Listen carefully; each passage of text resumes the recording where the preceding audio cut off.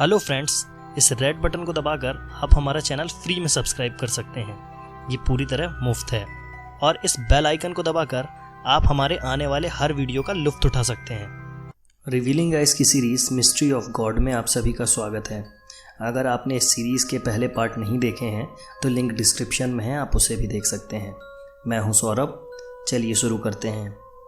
क्या आपने कभी सोचा है हम कहां से आए, हमारा जन्म क्यों हुआ, हम यहाँ क्यों हैं या हमारा उद्देश्य क्या है?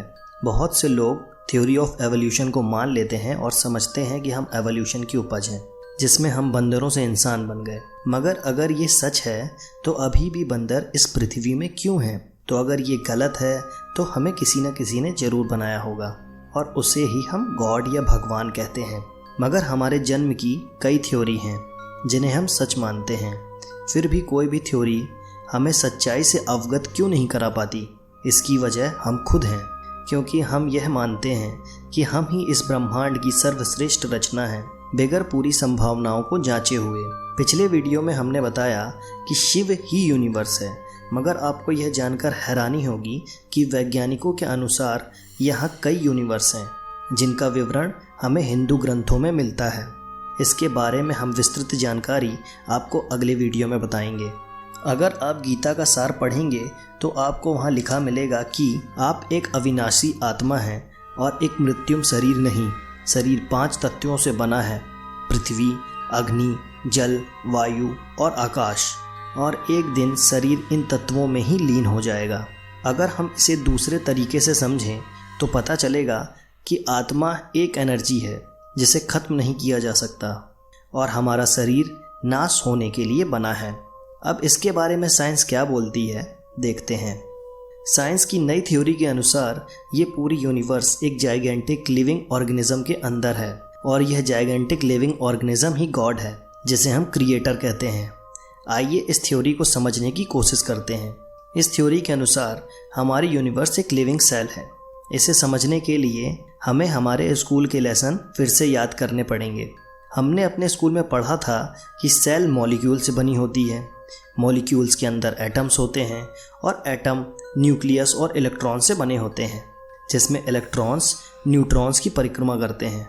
इसी प्रकार हमारे यूनिवर्स में प्लैनेट इलेक्ट्रॉन्स को दर्शाते हैं, हमारा सन एटम के न्यूक्लियस को दर्शाता है और पूरा एटम एक सोलर सिस्टम को। मगर जब हम इसका गहन अध्ययन करेंगे तो पता चलेगा हमारी गैलेक्सी एक मॉलिक्यूल की तरह है और हमारी यूनिवर्स एक लिविंग सेल की तरह है, बिल्कुल उसी तरह जिस तरह की हमारी ह्यूमन बॉडी में सेल होती हैं। इनकी संख्या असंख्य होती है जो निश्चित समय में बनते हैं और फिर बाद में नष्ट हो जाते हैं। ऐसा हमारे ग्रंथों में भी बताया जाता है और इसके बारे में दुनिया के हर ग्रंथों में उल्लेख है। इन सब से आपको यह याद नहीं आता कि सेल की लाइफ साइकिल भी इसी तरह होती है।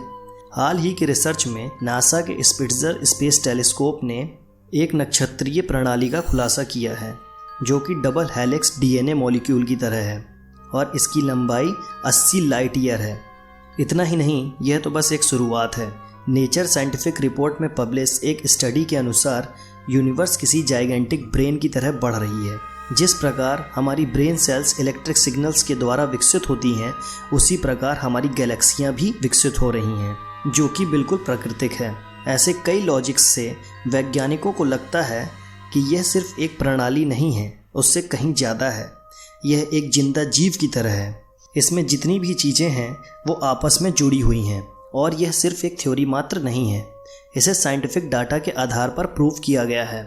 ऐसी हजारों अवधारणा हैं जिनसे हमें लगता है कि यूनिवर्स एक जिंदा जीव है और साइंस इसे समझने की कोशिश कर रही है। 20वीं सदी के विचारक तालकोमोस्की ने एक किताब लिखी थी जिसमें उन्होंने यही बताया था। उन्होंने यूनिवर्स के हर एलिमेंट को जिंदा माना था। उनके अनुसार उन्होंने हर वस्तु को 2 डिग्री में बांटा था, जिसमें लिविंग बॉडीज़ की हायर डिग्री थी और डेड बॉडीज़ की लेस डिग्री, जिससे यह प्रमाणित होता था कि यूनिवर्स की हर वस्तु एक लिविंग बॉडी है।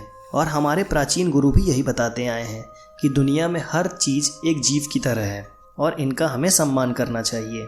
अब ये तो रही साइंस की बात। अब हम देखते हैं कि हमारे ग्रंथ हमें क्या बताते हैं।